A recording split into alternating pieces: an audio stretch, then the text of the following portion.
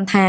លុយឱកាសយើងនឹងរកមិនថាលុយតិចលុយច្រើនទេគឺមានឱកាសសម្រាប់មនុស្សគ្រប់គ្នាតែអ្នកខ្លះឱកាសមកដល់លុយជោគជាចុងបញ្ចប់គឺអស់រលីងដោយសារអីយើងអត់ចេះចាត់ចែងទុកដាក់លុយអញ្ចឹងគឺសំខាន់មែនតើគេថាលុយមិនពិបាករកទេលុយស្រួលរកតែទុកលុយឲ្យសល់ទៅពិបាកបំផុតអញ្ចឹងបងប្អូនរាល់ការចំណាយជាពិសេសបងប្អូនណាដែលកំពុងតែឡើងខ្លាំងគេហៅថាកំពុងតែឡើងកោតណាអញ្ចឹងយើងត្រូវតែប្រុងប្រយ័ត្នរាល់ការចាយវាយរាល់ការទិញអវ៉ាន់ដែលវាថាវាខ្ជះខ្ជាយច្រើនពេកយើងក៏កាត់នឹងមិនទិញយើងរើសនឹងទិញដែលទ្រព្យអីដែលមានស្ថិរភាពសម្រាប់ជីវិតយើងព្រោះជីវិតយើងម្នាក់យើងមើលអត់ដឹងទេថាថ្ងៃណាយើងនឹងជួបរលកនៃជីវិតតែបើសិនជាយើងចេះទុកដាក់យើងមានទ្រព្យយើងមានសម្បត្តិដែលអាចដោះទាល់ឬក៏អាចយកមកប្រាស់បានពេលមានអាសន្នអានឹងទៅពិសេសខ្លាំងមែនតើបងប្អូនចំណាំមើលមនុស្សជាច្រើនតែងតែជួបឱកាសរលុយតែអ្នកខ្លះជួបហើយផ្លាស់ប្ដូរជីវិតទៅជាលក្ខណៈថាជីវិតមានលំនឹងមានខ្យល់ព្យុះមានរលកនៃជីវិតអាចទប់លំនឹងខ្លួនឯងអ្នកខ្លះជួបបានមួយផ្លេតលុយចូល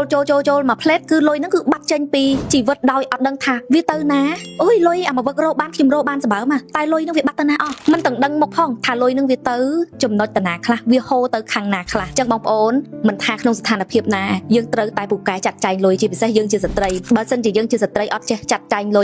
យនោះទោះបីប្តីយើងឬយើងរកបានប្រហែលក៏វាអត់អាចសល់ដែរគឺវានឹងអស់ទៅតែម្ដងហើយថ្ងៃក្រោយគឺយើងនឹងជួបការលំបាកអញ្ចឹងបងប្អូនទាំងអស់គ្នានេះគឺជាសារដាស់តឿនពីនាងខ្ញុំចាអញ្ចឹងបងប្អូនត្រូវប្រយ័ត្នប្រយែងរឿងលុយឲ្យមែនតើ